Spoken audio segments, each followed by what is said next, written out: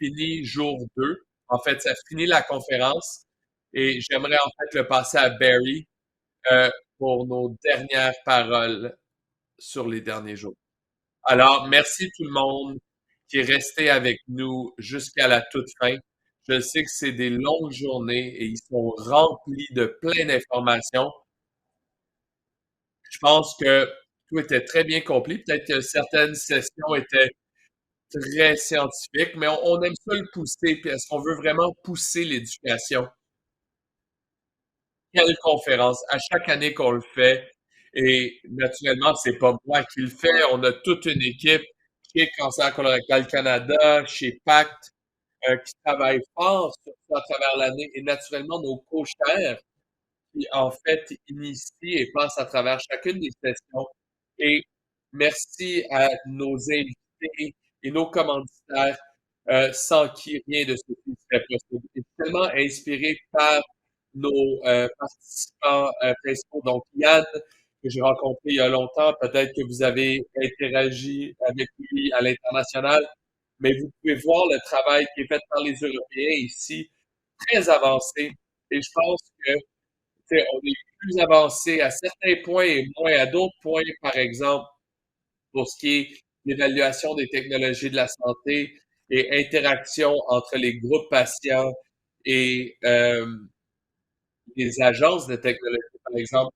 Mais peut-être qu'on a un avantage et on peut apprendre l'un de l'autre. Et pour chacune des sessions aujourd'hui, que ce soit comprendre comment clinicaltrials.gov fonctionne ou un outil pour, en tant que navigateur, ou juste comprendre comment les essais sont initiés. Nos amis chez Amgen, Genentech ont expliqué comment utiliser les essais et le but scientifique et comment ça devient opérationnel.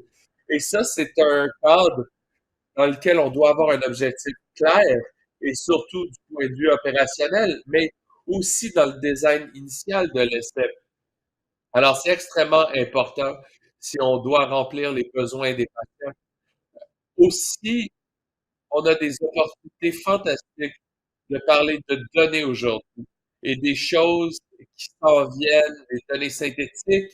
Et ça a été utilisé dans plusieurs hôpitaux, donc par exemple à Ottawa et dans d'autres à travers le pays, pour vraiment encourager euh, les données et améliorer les soins des patients, en fait. Alors, Eric et Alan, ils discutent les données. Alors, c'est vraiment où on est et où on s'en va. Puis le plus de données qu'on a, puis le mieux on les utilise, le mieux les résultats.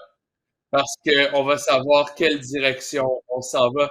Et Mike, qui a animé la session, moi, j'ai travaillé avec lui, avec le réseau d'innovation de médecine personnalisée. Puis là, on apprend des systèmes et on apprend avec Cadet et d'autres sur comment mieux faire confiance aux données qui ressortent de ça. Parce qu'on entend souvent parler de l'incertitude.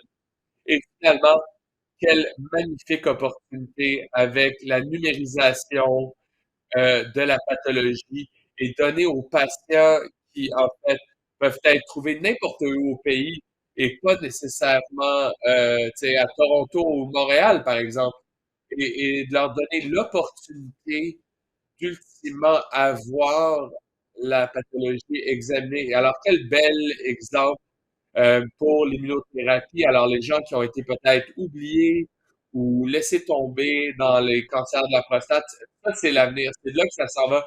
Oui, c'est un gros investissement, mais comprendre comment ça peut être un bienfait aux patients et prouver la valeur, c'est fondamental.